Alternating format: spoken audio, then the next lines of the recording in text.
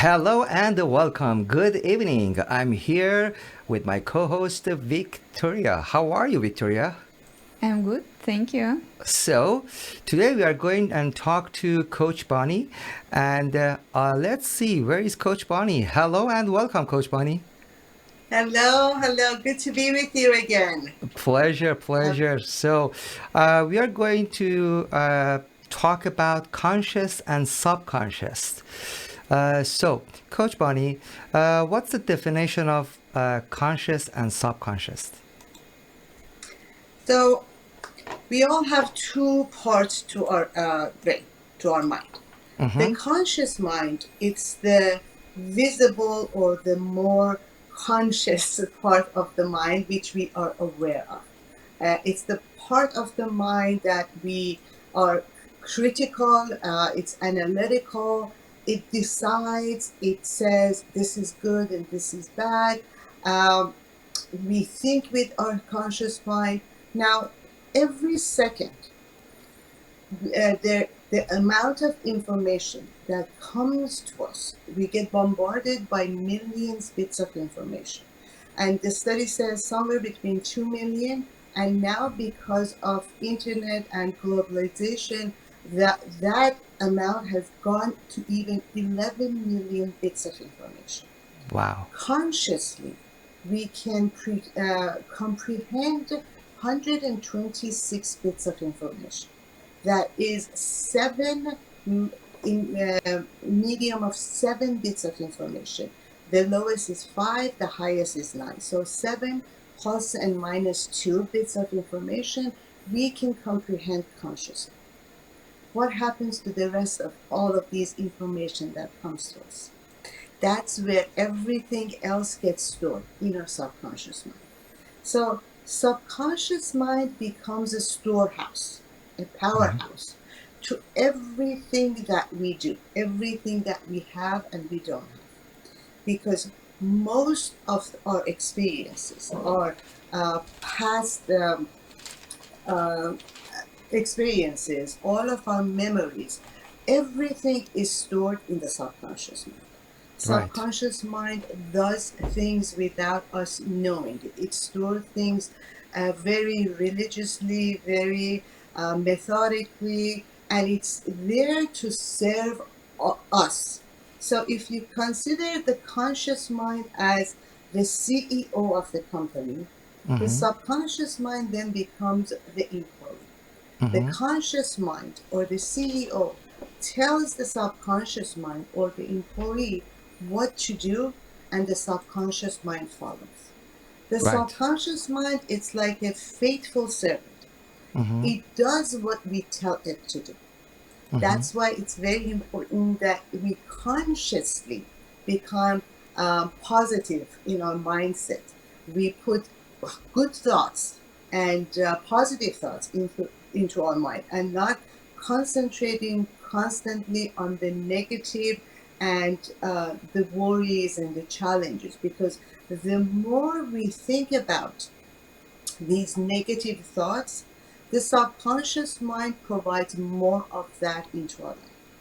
One Wow. of the things that subconscious mind is not able to do is it doesn't separate what is real with fantasy.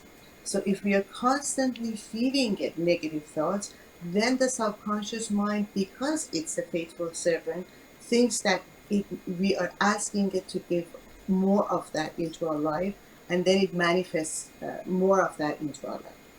So the subconscious mind, it's again the powerhouse. Everything, all of our memories, all of our experiences, everything is stored in our subconscious mind. If I were to ask you, what was the color of your first car? You don't walk around consciously with that information, but it is uh, stored somewhere deep inside your subconscious mind. And the minute that you consciously think about it, the subconscious mind brings those files into the front line of our mind and makes it into the conscious mind. Okay. Does that answer your question?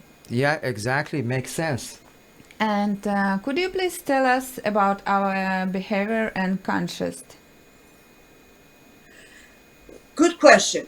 So are the two minds, the conscious mind and the subconscious mind, are also segmented into different parts. There is six segments or six parts to our mind, and it starts from the conscious level and it moves up to the subconscious level. The very first conscious part of our mind is our results, our environment. So we set conscious goals for ourselves. I want to make more money. I want to buy a house. I want to lose 10 pounds. I want to have um, a meaningful relationship. And once we set these goals, we move up the ladder, up the chain of our mind to our behavior. Because we set these goals for us ourselves, we go to our behavior. So if, let's say, we want to lose 10 pounds, what do? We change our behavior. We buy a membership subscription, or we buy a fancy machine and we start exercising 5, 6, 7 days a week. This is where most people get burned out, because they are changing the behavior, they're doing the work, but they're not seeing the result, or if they're seeing the results, the results are temporary. That's why most often when we set New Year's resolutions, after 2, 3 weeks, we drop the resolution. We stop chasing that goal or that dream, and uh, it becomes non-important to us. Because Right. at the conscious level, at the behavior level, we can only do so much. We can't possibly work out 7 days a week, every day of our lives for the rest of our lives, to maintain that. So in order to get to the subconscious level and align the conscious with the subconscious so that we can get more results in life, we move up the chain to our potential.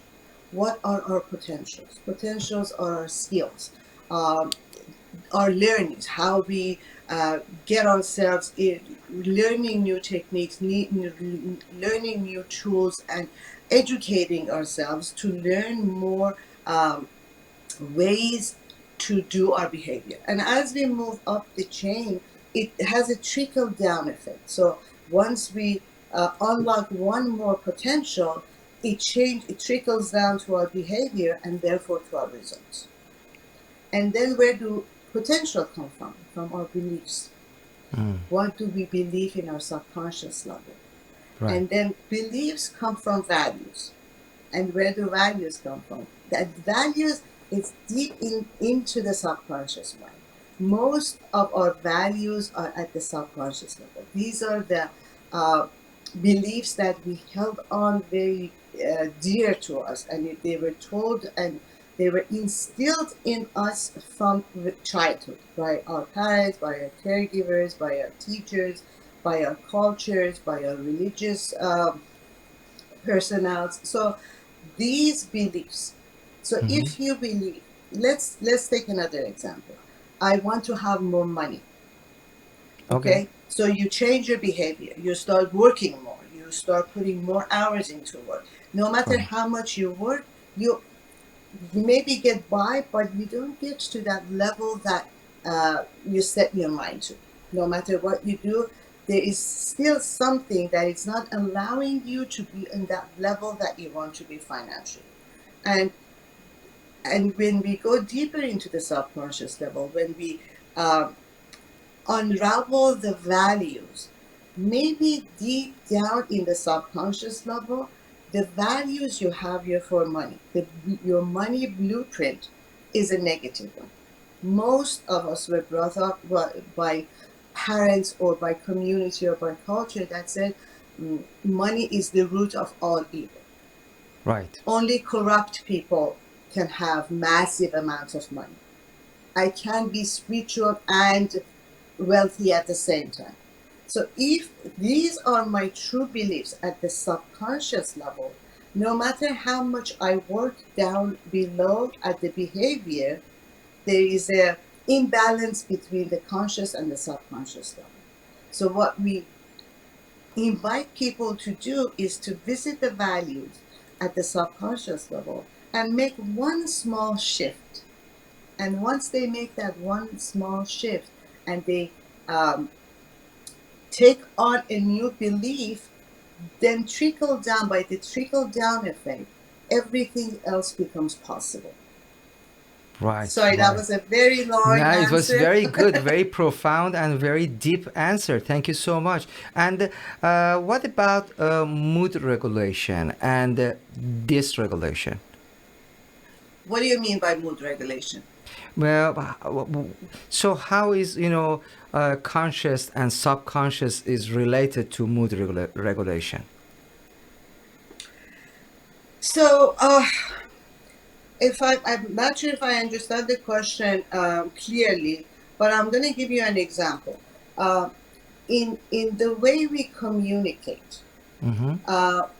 the subconscious mind, what happens when we receive the information, the outside information comes into us, and again, based upon the filters that we have, because we can't possibly comprehend and handle all that information that is coming to us, the subconscious mind, the mind does three things. It deletes, distorts, and generalizes the information that is coming to us. And how does it do? And it does this by another set of filters: Mm-hmm. mood, attitude, how tired you are, how hungry you are, how happy you are. All of that mood affects the way you respond to a situation. Have you ever noticed that when you are extremely tired, if someone asks you the same question, you might respond differently? Or if you're hungry, I mean, a lot of people, even myself, when I'm hungry, don't ask me a question because my answer may not may be reactive. So depending on the mood that you are, Right. there is a saying that don't reply or don't get into a communication when you are hot, when you're hungry, when you're angry, when you're lonely, and when you're tired. So all Right. of these definitely defines the mood that you have. So everything is definitely based on the mood that you are in and the time and the energy level that you have. You decide to ask that difficult question or maybe Right. not ask the difficult question. Right, right. Beautiful, beautiful. So, Victoria, can you see is very, deep and profound. So, what do you have? The stuff. Most of us don't realize that the powerhouse that we hold in our mind. Right, Everything that we want, everything that we have, or everything that we don't have relies on how we communicate with our subconscious mind and how we align the conscious and the subconscious mind. I guess it was Henry Ford that said, if you believe you can, and if you believe you cannot, you're right. So whatever you put in your mind, whether it's a positive one, an inspiring one, right, you definitely can pursue and have that happen.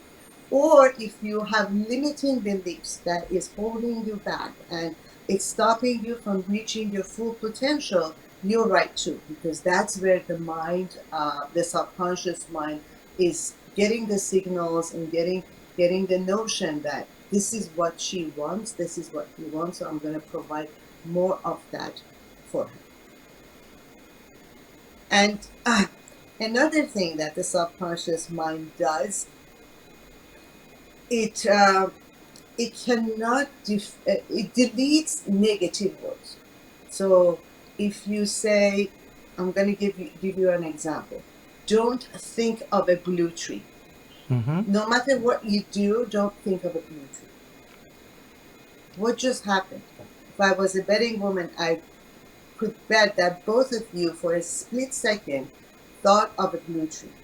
I Am I didn't right? because I had my practice before, and you asked me 100 times, But most of people, yes, you're right. Most of Right people away, do. yeah. What happens? Because in order for the subconscious mind to understand spoken words. It has to make a image, a sound, a feeling, a smell, or a taste. If it has all these, the first three, the most dominant one is the image, sound, and feeling. If it doesn't make it, otherwise, if it doesn't have that, it cannot understand the spoken words. Exactly. It works with metaphors and symbols, in other words. So it's very metaphorical, and it's very symbolic in order for the subconscious mind to understand what we are telling it. So be very careful And how you how to word. improve our behavior in relationship with others? Say it again. Say one more time. How to improve our behavior in relationship with others? So if you know the way I coach people and I work with people, everything starts and ends with self. Right. If I want to have a better relationship with you, I need to make the shift and change inside of me. So take a look at your values. What are your relationship values? Are they in sync with your partner? Are there any way that you can maybe tweak one value in order to have that magical relationship, or have that a better understanding with your partner? So instead of saying that I need to do something outside of myself in order to have a better relationship, look inside and see what it is, what negative beliefs you have in regards to relationship. What can you shift? Just the tiny shift has an exponential effect on the relationship. Right. Now, and I often say this example as well, when an airplane is traveling, if at the beginning of the route they change 0.1 degree to the destination, in the beginning, that small difference is not significant. But towards the destination, you might end up in a totally different route and destination because of that zero point 0.1 degree of miscalculation in the route of the destination. So if you think that one small change cannot shift the behavior or the relationship, think again, because any small change eventually has exponential effect on anything that you do. Not just a relationship with a partner, a relationship with your children, with your parents, with your boss, with your coworker. It affects everything. Right. Thank you so much. It's very profound and amazing. Thank you. Always I enjoy, our conversation, and thank you. My pleasure. Thank you. Thank you for allowing me to be with you. Have a great night, Thank you. everybody. See you Talk to you next time. soon. Nice to Thank you. meet you. It's a pleasure. Thank you. Bye bye. Take